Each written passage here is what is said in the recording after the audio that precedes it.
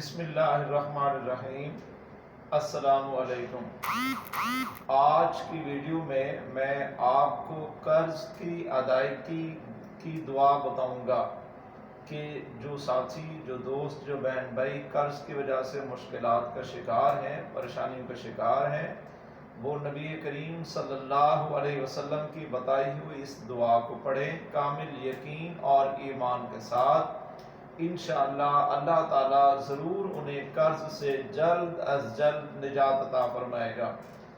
آپ نے کرنا یہ ہے کہ اول آخر تین مرتبہ درود شریف پڑھنا ہے اور درمیان میں 3 مرتبہ یہ دعا مانگنی ہے: اللہم انی اعوذ بک من الہم والحزن واعوذ بک من العجز والکسل وَأَعُوذُ بِكَ مِنَ الْبُخْلِ وَالْجُبْنِ وَأَعُوذُ بِكَ مِنْ غَلْبَةِ الدَّيْنِ وَقَهْرِ الرِّجَالِ۔ یہ دعا آپ نے 3 مرتبہ پڑھنی ہے، اول آخر 3 مرتبہ درود شریف پڑھنا ہے۔